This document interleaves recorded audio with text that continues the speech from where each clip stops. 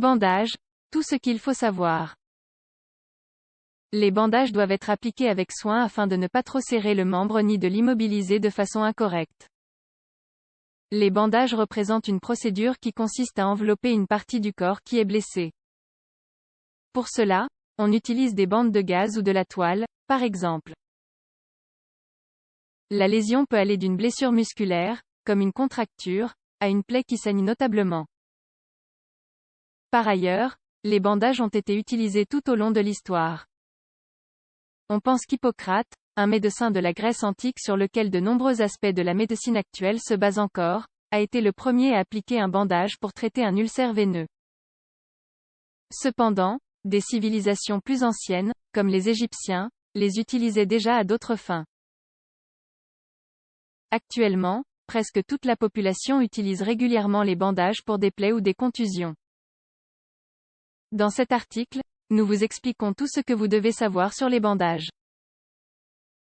À quoi servent les bandages? Comme vous le savez déjà, les bandages peuvent être de différents types et avoir des usages divers. Ils sont le plus souvent utilisés pour protéger les plaies, prévenir les infections et aider à arrêter le saignement. Ils sont également utilisés pour limiter le mouvement d'un membre ou d'une articulation en particulier, comme les entorses. En outre, ils aident à fixer les attelles et à soutenir certaines parties du corps. Par ailleurs, les bandages peuvent être utiles pour faciliter la circulation veineuse. C'est le cas chez les personnes qui présentent des œdèmes aux jambes, par exemple. Ils permettent aussi de fixer des pansements et des médicaments et enfin, ils servent à freiner l'hémorragie. Fonction des bandages. Par conséquent, pour résumer, on peut dire que les bandages peuvent être contentifs, ce sont ceux qui s'utilisent pour certains soins, qui soutiennent un pansement ou un médicament compressif, ils aident à compresser fermement un membre pour stopper une hémorragie, par exemple correctifs, ils immobilisent et fixent un membre pour lui permettre de se réparer, comme c'est le cas des os. Quels sont les différents types de bandages? En général, les bandages s'effectuent de différentes manières, selon leur fonction. Par exemple, le bandage circulaire s'utilise souvent pour tenir un pansement sur un bras ou une jambe. Pour cela, on enveloppe tout le membre en suivant des mouvements circulaires, comme son nom l'indique. D'autre part, il existe le bandage en spirale qui s'emploie davantage pour tenir les attelles sur la main, les bras ou les jambes. Dans ce cas, la bande est élastique et s'applique comme une spirale. Le bandage en épi est très semblable au bandage en spirale. La différence est qu'il revient sur ses pas avec la bande et, au final, les deux côtés se croisent. Il s'utilise plus pour les membres inférieurs afin d'aider le retour veineux. D'autres types de bandages. Il existe également les bandages dits en 8. Ils se placent généralement sur les articulations. Pour les appliquer, on commence par bander sous l'articulation, en faisant plusieurs tours en spirale avec la bande. Ensuite, on passe la bande vers le haut, comme pour dessiner la partie supérieure du 8.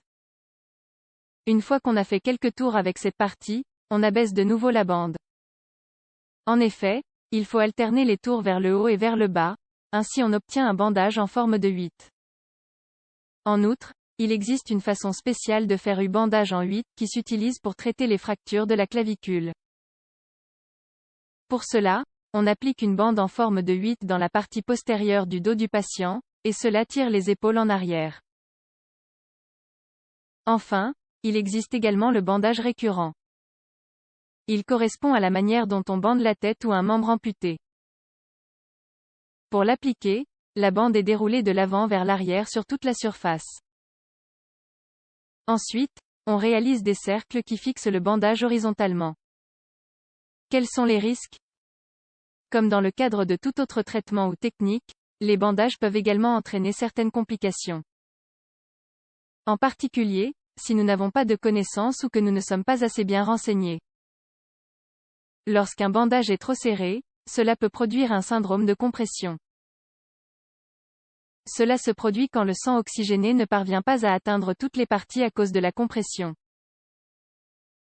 Par conséquent, les parties qui restent isolées deviennent froides et bleues. De plus, des escarres ou des ulcères peuvent résulter de l'utilisation de bandages trop rigides.